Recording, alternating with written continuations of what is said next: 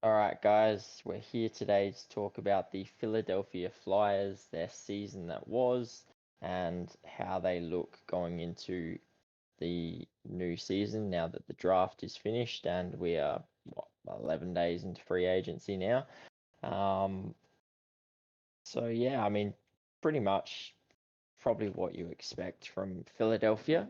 Um, and they ultimately they they've been stuck in no man's land for a few years now, and the good news is they obviously got rid of their GM. They get a new GM in, and he's, by the looks of it, finally committed to a rebuild that we all know the Flyers have needed. So yeah, last season didn't really pan out for them. How they were sort of trying to just hold on to that. Oh yeah, we don't need a rebuild. We can get to the playoffs, and it didn't work out as well. I mean, the only reason they didn't finish last in their division is because Columbus had just an absolute injury plagued and just shocking season of their own. Otherwise, I'm pretty sure Philadelphia would have finished dead last in the Metro. So yeah, I think it was exactly what they needed. They needed that wake up call of no, this is just isn't working, and that's sort of what they got. They finished 26th overall with 31 wins, 75 points. Um, and yeah, to be honest with you, it was, in my opinion, it's the best thing that could happen for this team because they needed that their GM to be basically let go, fired, and they needed to get someone in that was willing to talk rebuild and to be realistic about it and actually action it and go, yep, this is what this team needs, because otherwise the Flyers were just going to be in no man's land for the next 5 to 10 years until they finally decided, oh yeah, we need a rebuild, because you were never fixing that team without one. Um, so that's the positives so far. It looks as if Briere's on the rebuild train, and apparently Tortorella is on the is all for that as well. So that's an interesting one. I don't think anyone really thought John Tortorella would be the rebuild type. Um, but yeah, given the rebuild talk, I'll kick on off to Jaden to take you through the current sort of the way it looks like it's going to line up next year or next season as per Cap Friendly. Alrighty. Um, just one thing I'm going to change on the fly here is just their salary cap. It obviously has changed because they've done just a couple signings recently with Noah Cates and Cam York re-signing 2-year extensions. But I'll start off with their first line. You've got Farabee, Courtier, and Tippett. Not the greatest of first lines. I do like Sean down the centre, but I don't think Farabee is a first liner. And they do have Tippett for one more year on that RFA status. Second line, you got Atkinson, Cates, who just resigned, and then Konechny. Looks like Konechny is probably one of the trade pieces I would trade. So it'll be interesting to see if that does get moved or not. We know DeBrincat got moved, so that looking like that's the type of deal that they could look at for Konechny, maybe a little bit more. You got Lawton, Frost, who has still at RFA, still hasn't signed yet, and Allison on the third. Delorier, Poling, and Hathaway. Poling and Hathaway, they've signed through free agency this year. Defenders, you got Sanheim, Ristolainen, Mark Stahl, Cam York, who just signed as I mentioned, and Steeler and Sean Walker, who they've traded for. So yeah, not the greatest. Obviously, definitely in the rebuild here. I don't feel like you could go any way other way about it. So it had to be a rebuild, in my opinion. Goalies, you obviously got Carter Hart, you got Cal Peterson, who they traded for 5 million, and then just some mentions Sandstrom and Urson, who could play this year, depending on injuries. Scratches, Lakinski, Zamula, and we got D'Angelo here just because it's looking like he's the trade bait. Be interesting to see if they are able to move him. It obviously that is the goal. He has been linked with a few teams and whatnot, but so far at the moment it has not been done. Notable losses, just to go through on the right there. You got Ryan Ellis, obviously, injury with his back problems. It will be interesting to see if he ever does return. Groznik signed with Nashville. Van Riemsdyk to Boston. Obviously, the big Provorov trade through LA Kings to Columbus, and then Kevin Hayes to St. Louis via trade. Obviously, shedding that cap. Not the trade I would have done personally. I feel like you could have got more for a Kevin Hayes, but it's the way you treat the player, the way you go about it. Obviously, it diminishes their value. And I feel like that's what John Tortorella did to Kevin Hayes there. I feel like they could have got a lot more for him um, going forward. Just one last How note, much but they retained. I yeah, think that was the big one. If yeah, they didn't retain it any salary, I could exactly, understand it. But exactly. yeah. Once they retained, it should have got a little bit more back, maybe a third or something. This Mm. year's draft, just wanted to note that they did get Michkov, which is a great pick, good prospect. Be interesting to see how long it takes for him to step in, how he goes, how he plays. But that is a great piece to start off your rebuild with. So it's got looking like it's going to be a long rebuild, in a sense. Like they brought Hathaway, obviously that kind of physical presence that basically hard to play against player. It's going to chirp at you and everything like that. So it's going to fit that type of mold. They got Delorier there as well, so you can see the type of line and system that Tortorella's trying to do and make a team that's just hard to play against. I'm not all great fan of it in my perspective because I just feel like you're just trying to beat up on basically skilled teams with players that are not skilled at all in a sense. So I don't rate, but yeah.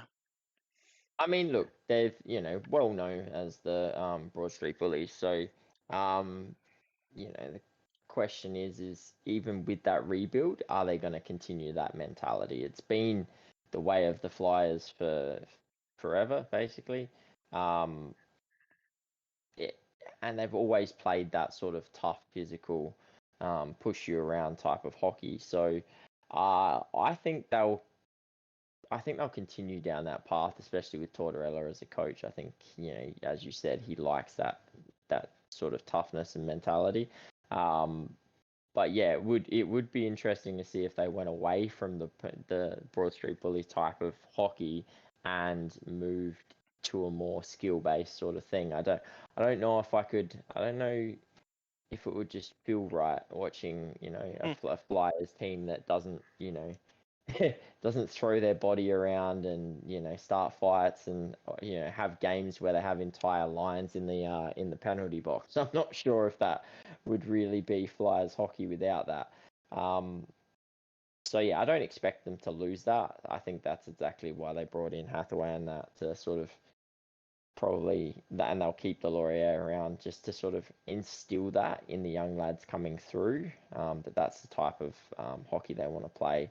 I just think they can keep that mentality, but they've still got to have the skill.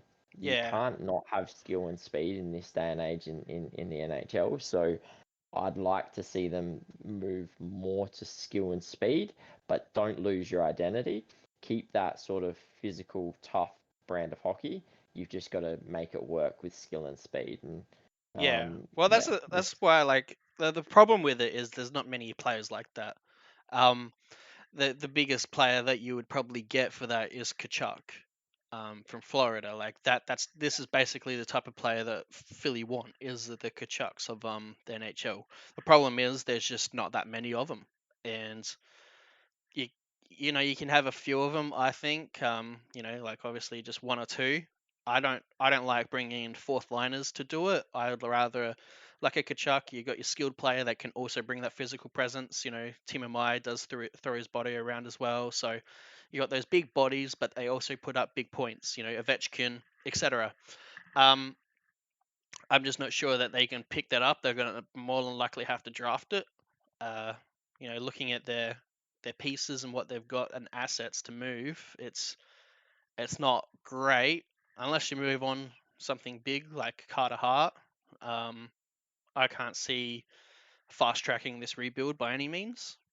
which is the hard point. And if you want to keep that identity, sure, but it's just personally not what I would go. Like, they've overpaid, in my opinion, for Hathaway. Like, he doesn't bring points or anything. He's just that physical presence that's hard to play against. And to me, that's like a $1 million contract, 1.5 at most.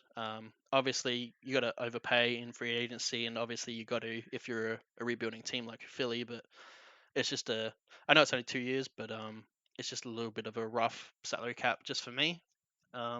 So yeah, I'm not too sure how you start here. Obviously, you got to start with D'Angelo, and then probably go on to Konechny.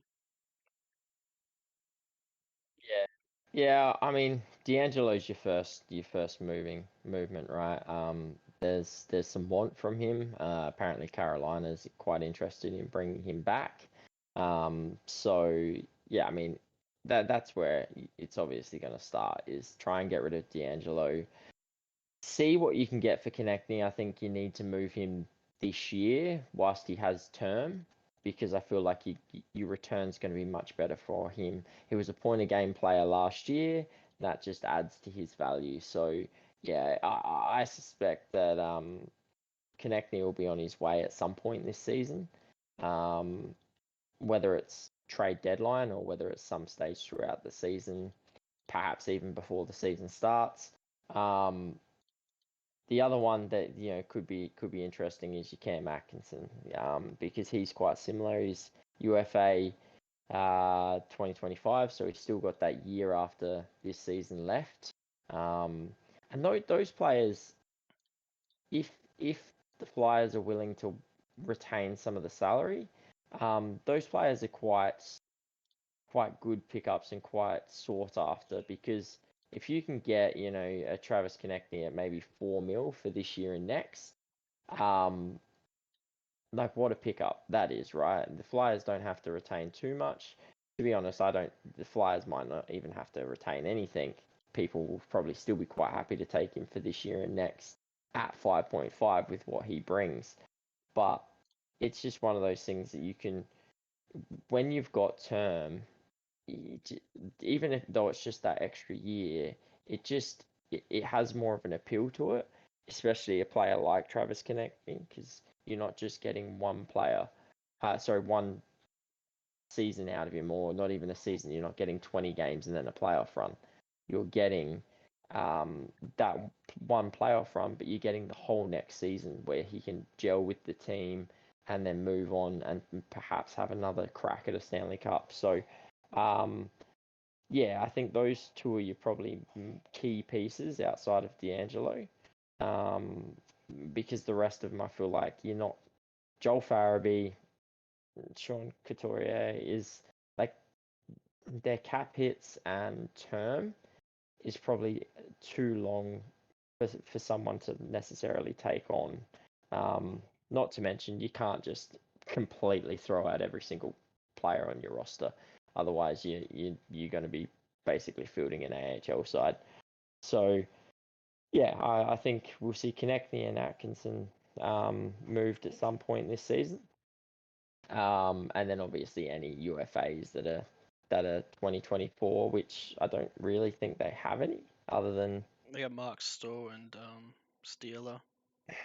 yeah. The question's going to be, does anyone want them? I Yeah, think that's the big issue there. yeah, and yeah, my big thing here is like obviously they do sign Cates and York. They get their 2 years. It's not long term like you'd want to sign them up, but obviously people aren't signing long term anymore because they want more payday with the salary cap going up. So it's hard to negotiate that.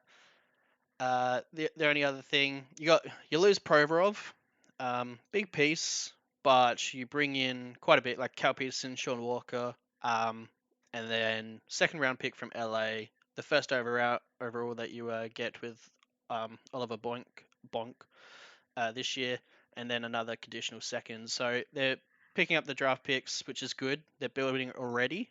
The only other thing I would like to see is just like a big name moved. Honestly, I would like to see them move Carter Hart. I don't feel like it's going to match the timeline for their rebuild. Honestly, that's what I would do personally. I know it's hard to get goalies and whatnot, but for his salary cap, He's an RFA. I feel like you could haul in quite a bit that can fast track your rebuild by a year, at least. And then yeah, it's just that they got really no depth, so you got to fill that in over the years as well.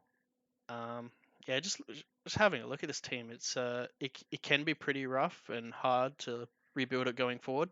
Like they do get Michkov, which is great. Um, Obviously, like a great landing spot, like a good player that they could possibly poach is like a Byfield from LA. With Kopitar resigning, and then they brought in Dubois, so that's their first top six centers taken. Looks like Byfield's potential to go to top six is basically stinted. I don't consider him fully a top six center anyway, but for development reasons, that's the type of player I'd be looking at. I feel like, Yeah, and he's a big body too, so I feel like it matches Philly in that sense as well. yeah, I definitely think the Byfield um, path is a good potential landing spot because yeah, like you said, he is that big body. He probably fits their mold a bit, and although because I don't see him as that top six forward yet either. But I guess the question is, what do the Kings want for him, right? Because you don't want to sell the farm for a guy who probably hasn't really lived up to the hype. Um, but if they can get him cheaply, I think he's worth taking on board. He's young. He fits the rebuild timeline, and if you get him for a reasonable price, if he pans out and turns into the player that people think thought he was going to, amazing, brilliant. You end up winning that trade, hands down. But if you lose it, or if he only ever becomes a bottom six forward, well, it's like, well, we didn't give up the farm for it. He's serviceable. It's fine, and we took that risk on him. But yeah, your point on Carter Hart, I think the big question there is he needs to be re-signed at the end of this season.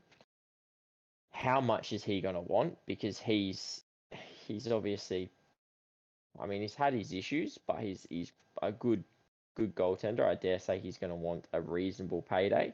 And are you willing to give him that sort of thing? Are you willing to give him 8 years at 6.5 or 7 mil if that's what he's after? Um, because you're not going to be competing for probably 3-4 years.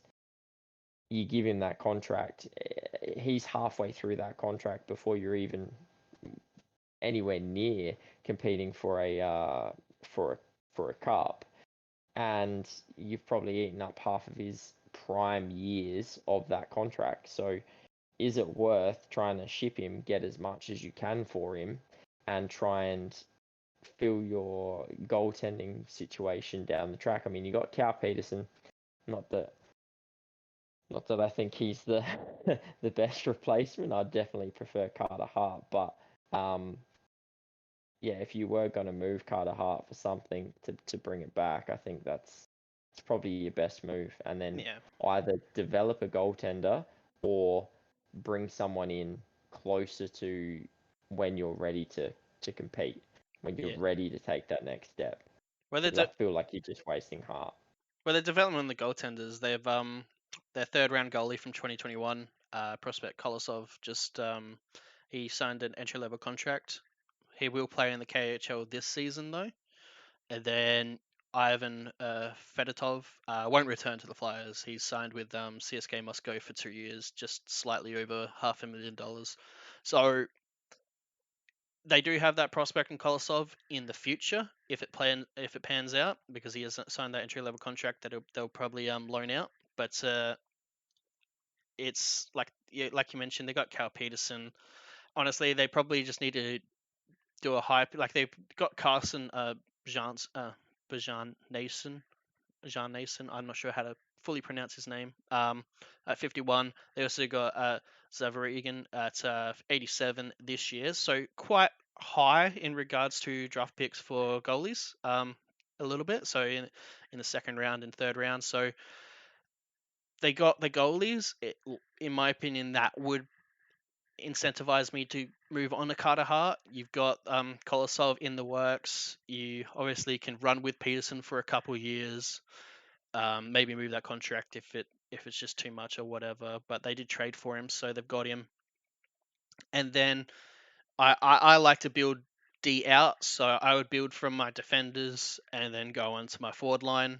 Um, it I know that they've done more work on their defense this year than really their offense. Bringing in two players, that's basically 33% of them. Is it 33% of their defense, and then they brought in two forwards as well, just for the bottom four though. So what I would like to see is some sort of big name in defenders wise that's young, probably 24 or under. They bring in who's RFA or maybe just can sign a long-term contract. That's the type of player I want. I think Quinton Byfield for forwards wise is a good interest one because of age, size, development, that I feel like they could develop him into the role that they want, because he's not a fast player, he is big. So they could, like you said, bring that physical play, make him the Broad Street bully that he could possibly be, and then that would be your possible top six center, your second line center. And that's what I would do. I'm not too sure what assets you throw out, because obviously you want to accrue some picks.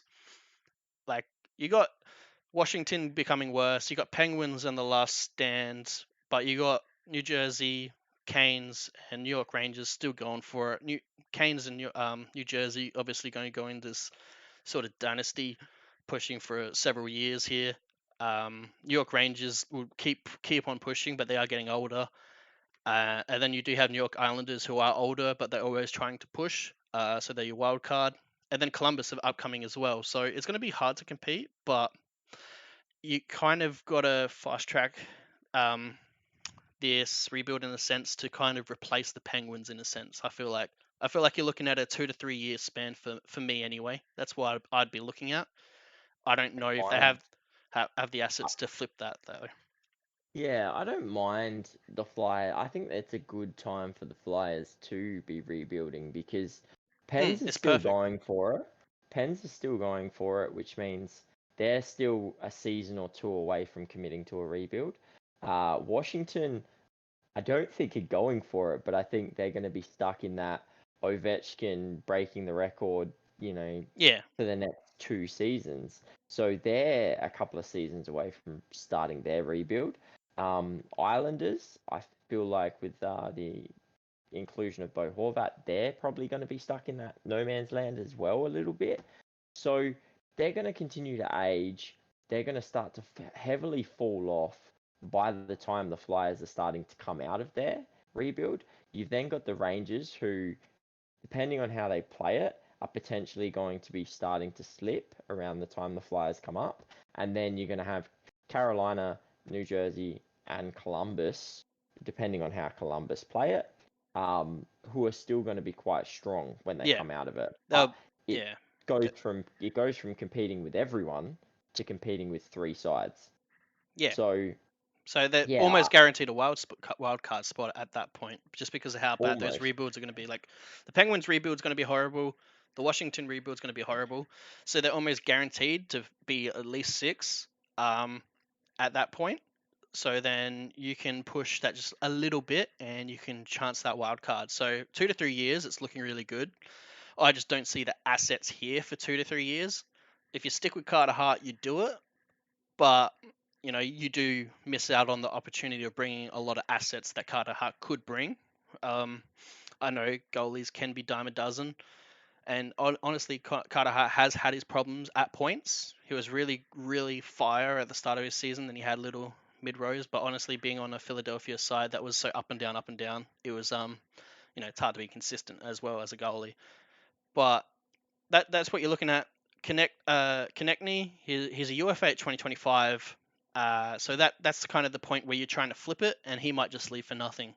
So you run that risk with him. You run that risk with Cam Atkinson, and just basically any other UFA that's 2025 or shorter. that they're just going to walk away and look for somewhere that's winning a cup right now. So those are the assets I'd be moving, and I don't see this like the rebuild. It looks long, but with how the metro is planning out and everything, I could see a 2 to 3 year turnaround quite easily here. Especially assuming they're getting this mold of the style they want to play. And I feel like a Byfield or something like that is the type of player you want to add. And I feel like they can add those type of players. I feel like those type of players are on the market right now. So I don't think it's going to be too hard. Briere does have his work cut out for him. I'm glad he called the rebuild though. You got to do it honestly, and it's just see how Tortorella can build this team in a way that can be competitive. Obviously, losing Ellis is huge. Trading away Provorov is huge. So they've traded away some or lost some big assets. Kevin Hayes honestly is still a big, huge loss, even though he doesn't have that defensive side. He's lazy and he can hurt the upcoming youngsters in regards to work ethic in a sense. But for the assets they got back for him, I consider it a loss. So Yeah, I yeah, agree with you on that. With what they got for him, I don't think it's a loss overall. yeah, I think exactly. I think keeping him would have been a lot more harmful because it just we spoke about this the other day about when you have a player like him who is just purely offensively minded, doesn't help on the defense. Like he's a liability. That sort of starts to seep through your culture. So all of a sudden, your young players start seeing that and they go, oh, okay, well, this is just the norm. That's okay. I don't have to get back and help my defense because, one of our veterans isn't doing it. And then all of a sudden, you've just got this whole team that's either angry because they're sick of seeing someone be so wasteful with the puck or just not helping out in the defensive zone. That they're just like, nah, I hate this. I hate this place. Or it starts to seep into their game. I don't care anymore, and you don't want that when you're going. Well, I mean, no team wants that, but you definitely don't want that when you're trying to go into a rebuild. You're bringing all of this youth back, so I think it's good to get rid of him. But I do agree, it's one of those things that it's like you retained half of his salary and you got a sixth round for it, where Mm, salary is probably not that important for you at the moment. You could probably ship, especially once you get rid of D'Angelo. Um, they really didn't need to bring Peterson in, especially for 5 mil. But cap space really shouldn't be an issue for this Flyers team because they should be able to ship a lot of this cap space off. Um, yeah, but ultimately I don't mind it because it is getting rid of one of those probably I'm not gonna say toxic players because I don't know if he was toxic in a sense in the locker room, but I mm, think toxic on ice because of yeah, how he played, how lazy he was. Great offensive player. He puts up points like some of the better players in the NHL, but it's the other side of his game that was the real struggle. So yeah. yeah, I Well, think they got to eat that 3.5 for 3 years now. It'll be coming sort of off when they're entering the outs of the rebuild. Hopefully looking for the wild card or higher. It's just like you said though. If you're going to eat that, you're probably hoping for at least like a third rounder or something, just to make it worthwhile eating that cap. Because yeah, I just feel like the way they went about it, they hurt his trade market value. And honestly, we've all I feel like we've all probably played NHL 23 or NHL 22 or any of the NHLs, and you probably know that trade market value is pretty high. Is needed to rebuild a team, and I feel like they diminished one of their assets there just because of how Tortorella went about it. I completely understand. You're lazy. You're getting paid what 7 million to do your job, and you're lazy about it. Like probably a lot of viewers here are on minimum wage or even like lower type of stuff, and they probably work 2 times as hard as Kevin Hayes is earning 7 mil. So you know, work that out. And he's playing a sport that he loves. So work that out. But yeah, I guess that's it for me. They do one last thing. They do have pretty much all their picks besides the second and fifth this year, but they do have Columbus's second and LA's fifth this year, and they do have the second does have a conditional, and they do have conditional Florida's first this year. So they do have some assets in regards to picks. They haven't traded those away, which is good. Yeah, that's one of the benefits. They haven't sort of mortgaged their future to try and stay relevant too much. But yeah, it's going to be an interesting few years. I I really hope Briere sticks to his guns and doesn't try and backflip and go, oh, actually, maybe we can compete. Like, I would hate to see the Flyers, just for some reason, they're playing relatively good hockey next year. They're in a reasonable good position in the first 40 games where they could compete for that wild card spot. I would really hate to see him mortgage his future, like the Flyers rebuild and their future, Yeah, the to deadline. to potentially take a wild card spot at the deadline and make playoffs. I would much rather him do what Yzerman did with Detroit and sit in a wild card spot as of deadline day and gut the team. Yeah, so And your assets that are overvalued because of how they played, and then yeah, and then rebuild from there. That's exactly right. exactly, If because this if they do go the way you just said, I'll see they're going the path they did, make the playoffs one year, miss, make the playoffs one year, miss, make the play. Like they went through that route for a while, and it felt like it was just the trend that Philly did. And if he does do that, if Bria does make that decision, I can see them just being stuck in that loop again and not being fully competitive, but just playoffs every second year. why, yeah, I really hope he doesn't fall into any of that peer pressure if they are in that position. The best thing for him is for Philly to suck next year. Absolutely suck, because if they are bad, at least it means that they'll stick the course because they'll know, oh, well, yeah, we're no good. We need this rebuild. We're in for a good draft pick. Amazing. But I feel like the pressure, especially from above, is if this team is in a reasonable spot, I don't know. I hope he holds strong and just says, nah, we've committed. We're doing this the right way, because throughout the NHL, the teams that have won the cup have proven that that rebuild's the way to go. I mean, besides probably Vegas, but they were a different kettle of fish. We'll leave them out. But they've shown that if you do a rebuild properly, you look at like the likes of Tampa, Colorado, Pittsburgh when they won theirs, Chicago's dynasties, their rebuilds were good. They went through a proper rebuild. They went through a spot of we suck to get those cups. So On all those teams that you mentioned, they've all got like their first round picks on that team from earlier years. Ovechkin, Stamkos, McKinnon, etc. Like those are the players you need to pick up, and then you build around those players.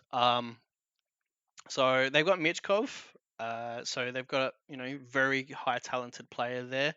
We'll see how he pans out going forward and how Philly go about developing him. But I just wouldn't want to, you get this, the bully system and whatnot that Philly got. I just wouldn't want to mold your draft picks into that. I would just say play your game, and then we'll build around that. That's how I would do it. So hopefully they don't change their prospects to fit that mold, and they just let the prospects play their game, because that's when prospects thrive. But yeah, I guess that's my last point there. yeah, I agree with that point. I don't want them to lose their identity, because I think that is the Flyers' identity, tough, hard hockey.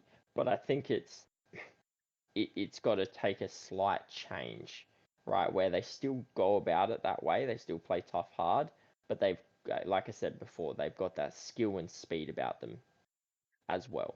So they have skill, speed, and those players that are skillful and have the speed might not be that physical, aggressive type, but they have those players, and they meld them into that team. So there's a mix, and you've just got to make that mix work. And if they can do that, they'll keep their identity, but they'll also transform to what the NHL is today, which we know is speed and skill. So yeah, I'm interested to see what Briere can do, because this rebuild decision has been years in the making. Yeah. Well, I'm interested to see what D'Angelo gets. If they do move on Konechny, will they get the same or even better than DeBrincat? And then if they do move on from Atkinson as well. But yeah, let us know what your thoughts down below in the comments section. Don't forget to like the video and subscribe to the channel. Notifications on, and then we'll be posting about one of these videos basically once a day, just covering all 32 teams. So basically going from the standings upwards from last year, so you can see when your team is next available. But till next time, we'll catch you guys.